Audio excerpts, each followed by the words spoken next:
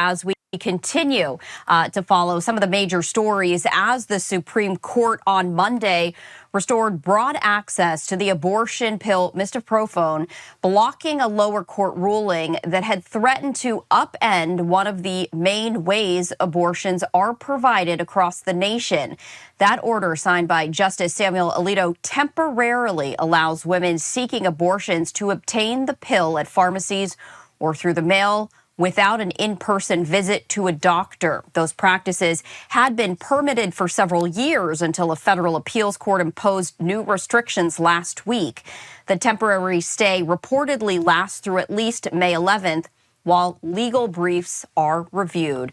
To speak more on this, I do want to bring in attorney Brian Claypool, frequent guest to Live Now from Fox. Brian, great to see you. Yeah, good seeing you, Stephanie.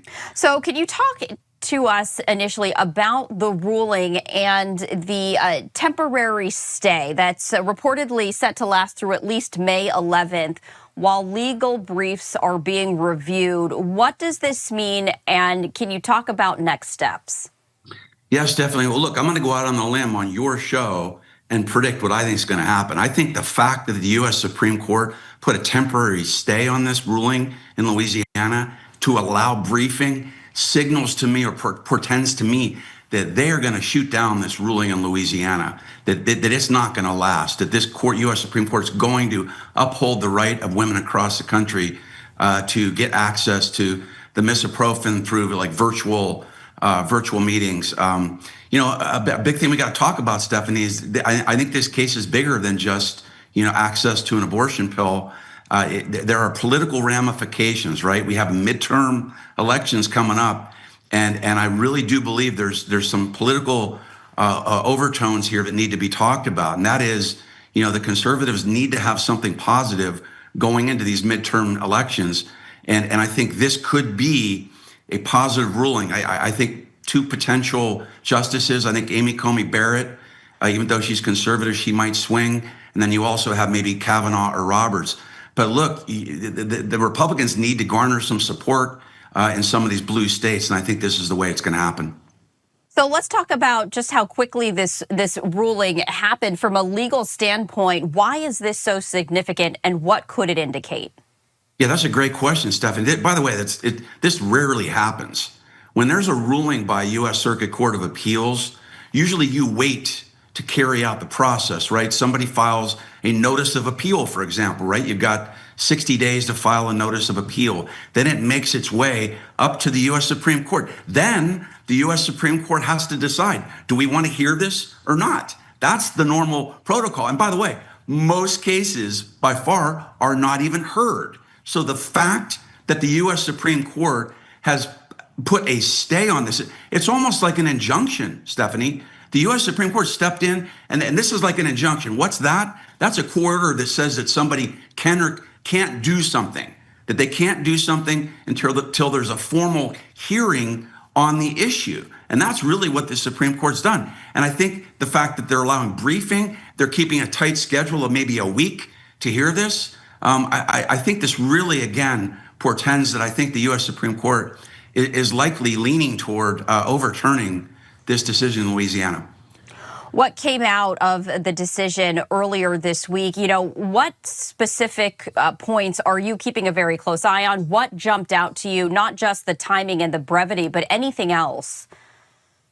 Yeah, I mean, I guess what jumps out to me is the fact that this process has been in place for years, Stephanie, right? The pandemic hits, people, I still do some of my medical stuff through virtual. And I think what strikes me here is you've got an issue of, do we allow this to continue, right, through virtual meetings? And then I think the bigger thing that sticks out for me is taking into account who's really impacted by this. What do I mean by that?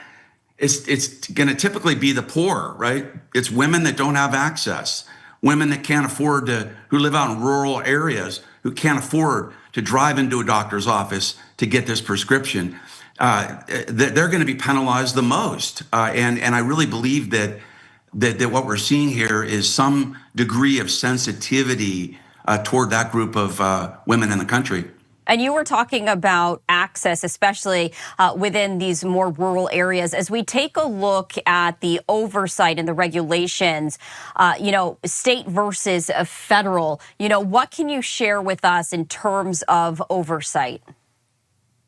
Well, remember Roe versus Wade was shot down a while back, but what that basically said is we're giving the states, right, the rights to regulate whether they want abortion or not. Now, if you think about that logic, Stephanie, there you have the U.S. Supreme Court saying, okay, we're delegating this to the states. You all make your own decision. If you want to legislate abortion, fine, do it, right? So think about it.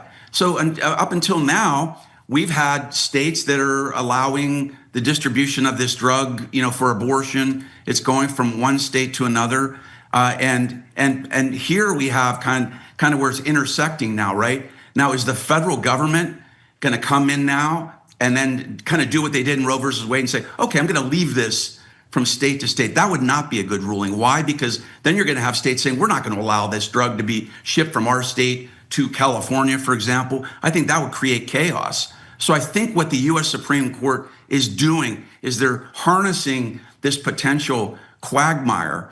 And I really believe the final ruling is going to be that it is constitutional to allow this procedure to stay in place with this drug being shipped from one state to another.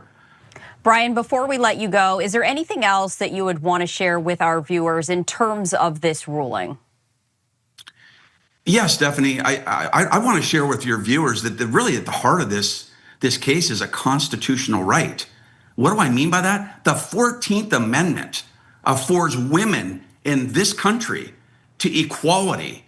And what does equality mean? That means fair access, equal access to an abortion pill that is 98% success rate, not painful to these women. And I really believe this is a constitutional issue. And this court needs to see that, because if they come down in favor of this Louisiana decision, then I think that's a vote for not giving women across the country their equal protection under the 14th Amendment. All right, Brian Claypool, as always, we appreciate you joining us here on Live Now from Fox. Yeah, thanks, Stephanie.